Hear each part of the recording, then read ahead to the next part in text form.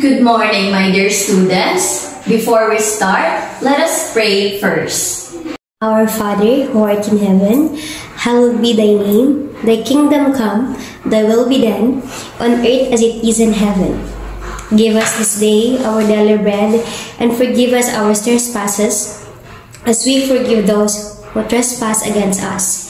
And lead us not to the temptation, but deliver us from evil. Amen. In the name of the Father, of the Son, of the Holy Spirit. Amen. Again, good morning, everyone. I'm Teacher Annalie. For today's lesson, I'm going to tackle about volume of cubes and rectangular prism. But before we proceed, let me introduce you our learning objectives.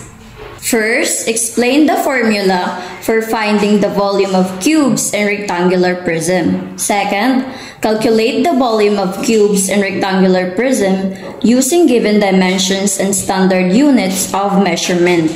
Third, appreciate the practical application of finding volume in real-life situation.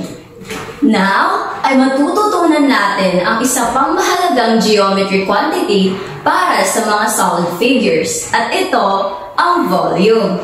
Now, ano ang volume?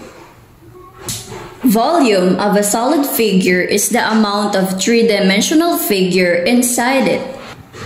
Ang ibig sabihin, ang volume ay ang dami ng nilalaman ng three-dimensional na bagay o hugis. Now, what is three-dimensional shape?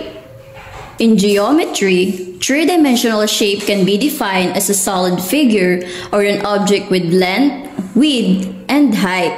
Ang ibig sabihin, lahat ng mga bagay na may haba, lapad, at taas ay tinatawag na three-dimensional shape o solid figure.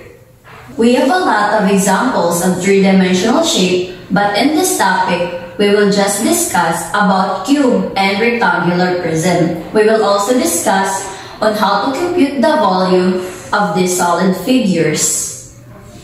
Now, take a look at this solid figure. To find the volume of this solid figure, we need to find and know the length, width, and height. Let's just say that the length is 3 cm.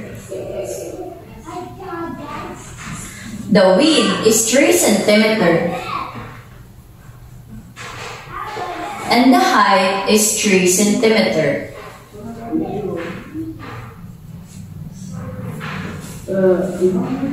Napansin mo ba na magkakasing haba ang mga side ng solid figure na ito?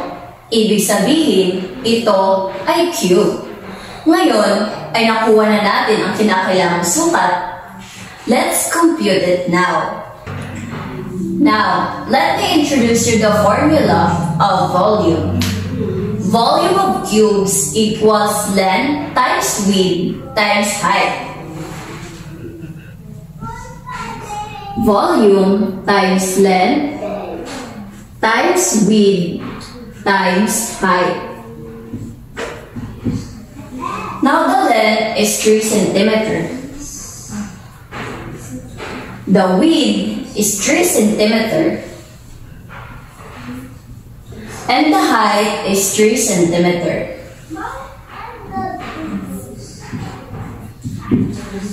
Now, we were going to multiply first the length and width.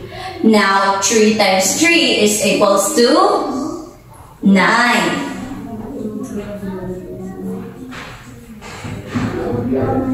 And now, we are going to times the equal 9 and the height. So, 9 times 3 is equals to 27 cubic centimeters. Mahalaga ang simbolong ito dahil ito ay nagre-representa sa tatlong sukat na ating i-multiply. At ito rin ang magsasabi kung ilang cubes batay sa unit ang kasya sa loob ng solid figure na ito. Let's proceed now to another example. Take a look at this solid figure. Ito ay rectangular prism. Kung ang cube ay magkakasing haba, ito naman ay hindi.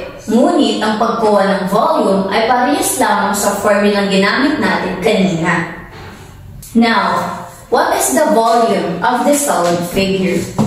Like what I said earlier, we need to find and know the length, width, and height. Ngayon, ay gagamit naman tayo ng inches bilang unit sa pagsukat nito. Let's just say that the length is 5 inches.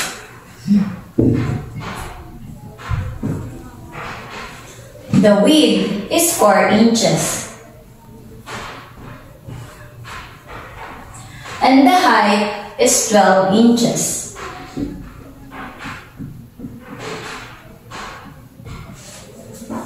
Now, the formula is volume of rectangular prism equals length times width times height.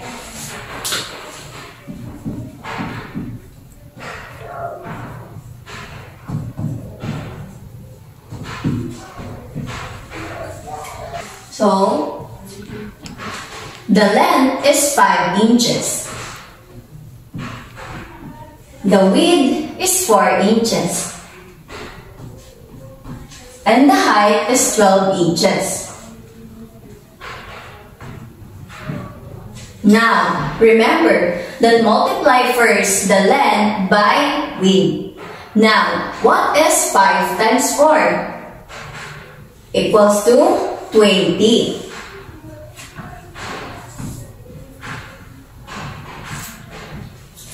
Now, let's multiply the answer, which is 20, by height. Now, what is 20 times 12? 20 times 12 is equals to 240 cubic inches.